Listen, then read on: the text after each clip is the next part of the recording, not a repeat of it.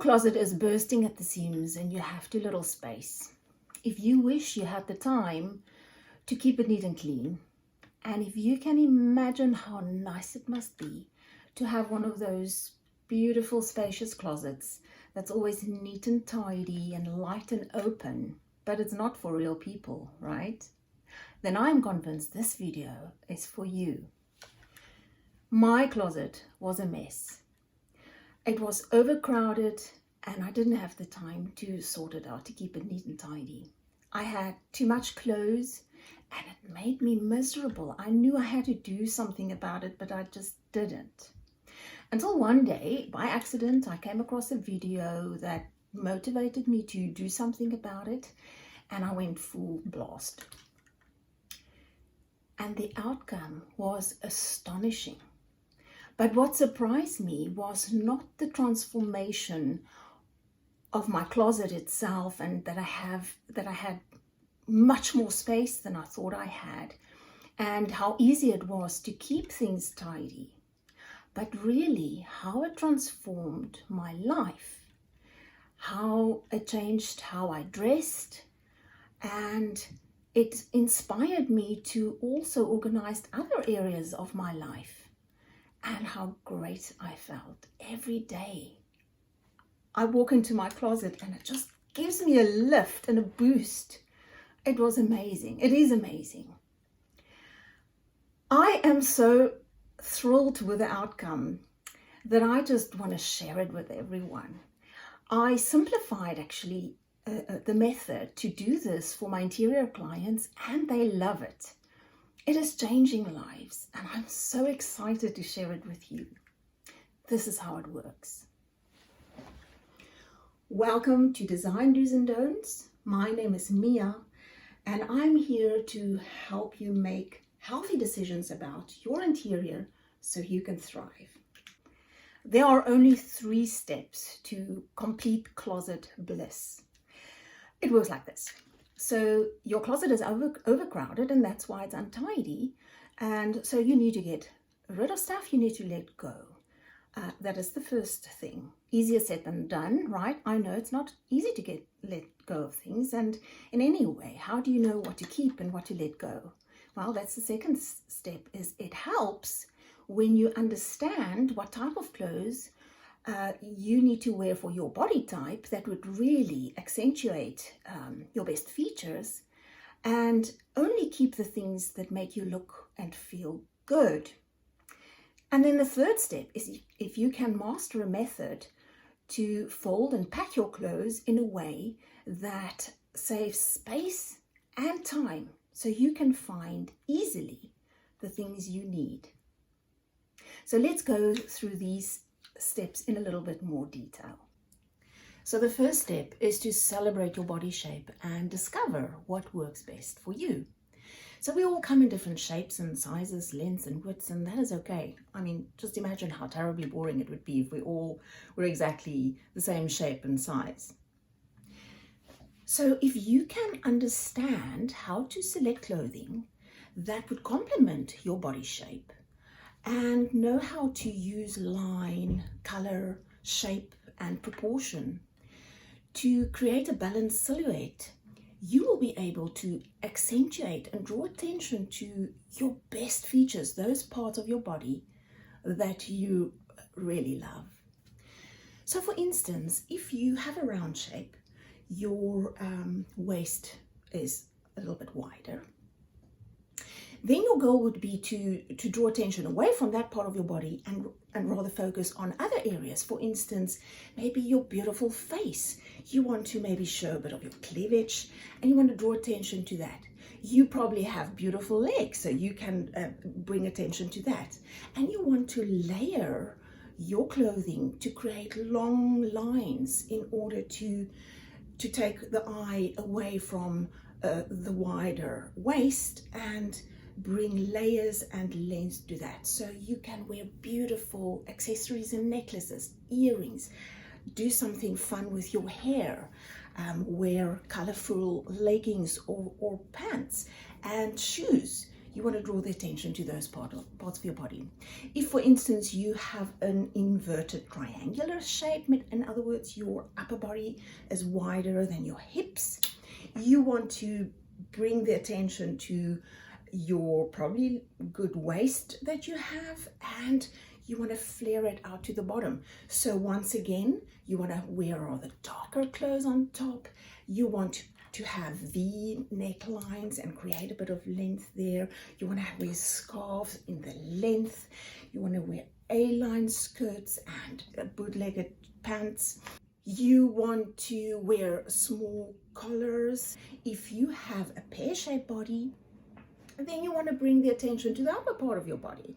So you can wear wide necks, you can wear beautiful wide scarves that you fold boldly, you can show a bit of your cleavage, bring attention to your earrings and so forth. You probably have a good waist and you want to wear nice belts and waistbands.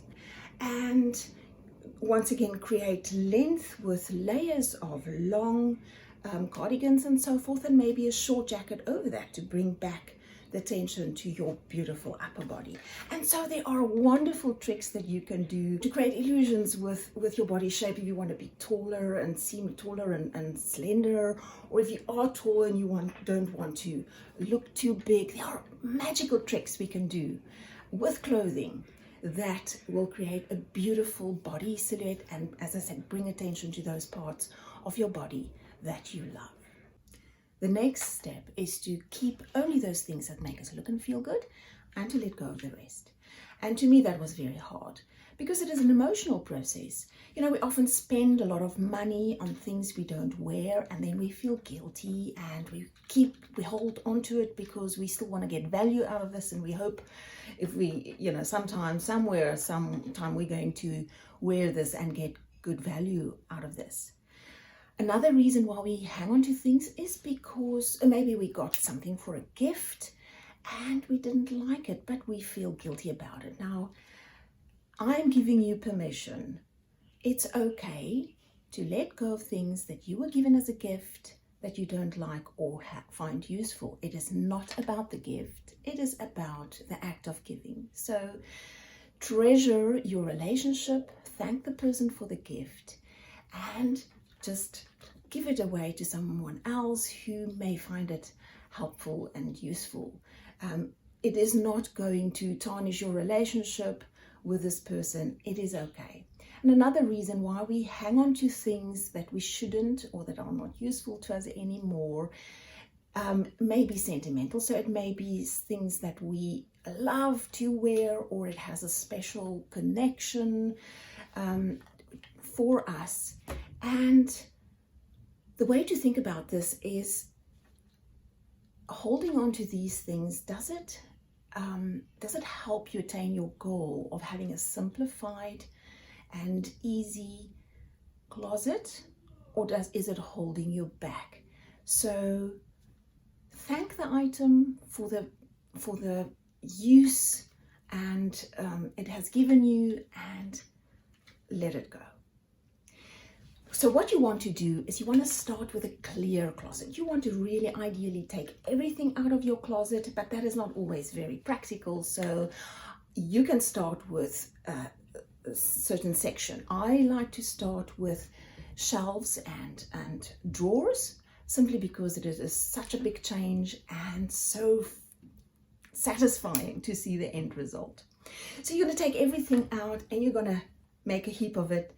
And for a moment, just look at all the clothes that you own. Just appreciate that. I have seen that most people do well with only half the clothes they own. Do you know that most of us wear only 20% of the clothes we own 80% of the time. So you are okay with letting go at least half or a third of your clothing. So what you're going to do is you're going to start with selecting 3 of your most favorite items, and you kind of think about these items, hold them and think, why do you like them? Why does it make you look and feel good when you wear these items? And you're going to start selecting more and more items that make you look and feel good. And eventually you're going to come to a point where there are items that you're not sure about what you should do. And I want you to, put those items separate. And eventually you will have your favorite clothing and you will have those that you're not sure about. And then there will be some that you just completely throw out. The most important thing is not to start packing away, but first just sort it out. Because once you start packing, you take the focus away from selecting really the things that you want to keep. The third step is to fold and organize your clothes in a way that saves space and makes it easy for you to find what you need. Now, this is the surprising aspect of my closet bliss experience, because my main purpose was to get rid of the things that I didn't wear and was not useful to me. And so once I've done that part, I now had to put things back into my closet. And I had watched Marie Kondo, how she lovingly folds her clothes in small little parcels and puts them in a way. And I thought that was so beautiful.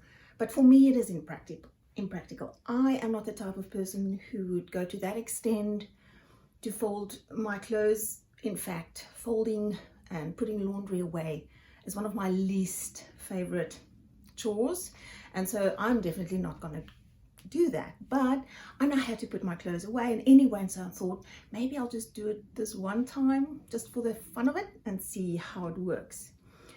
And I started folding my clothes, and what you do is you fold them in smaller little packets, let's call, that can almost stand up vertically on its own, as opposed to the old traditional way where you fold your clothes and you stack them on top of one another. Here you take your little parcels and you really file them almost like you would file paperwork. And so what happens, you see basically everything at a glance, and it's easy for you to select what you want.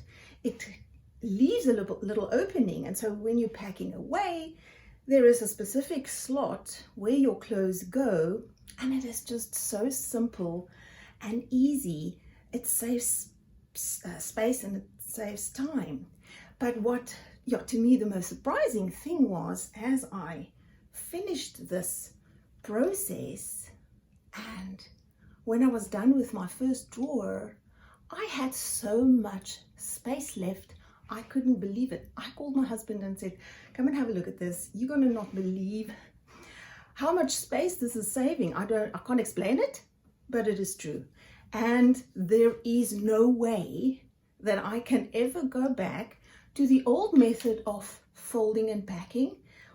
Now that I have seen how beautiful and practical and space-saving this is. And the surprising thing is, I now love folding my clothes. It's almost like a meditation. And I would even do this with my children, whereas before it would be a drag and a schlep to get them to fold their laundry away.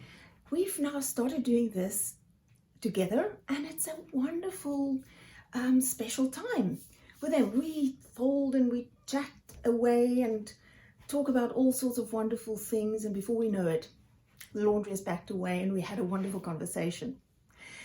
So I hope you can feel some of this energy. To me, this closet editing and organizing experience for me was really life-changing. I mean, I sometimes sneak away to my closet just to open a drawer to get a kick out of it, because it just makes me feel so good. In the morning I walk into my closet and it just lifts my spirit. I'm in a good mood. I have a boost of energy and I really feel good about it. And so I really hope that you can feel some of this energy, and maybe you don't get around to edit your closet right now, but maybe it plants a seed and you can do it at some point.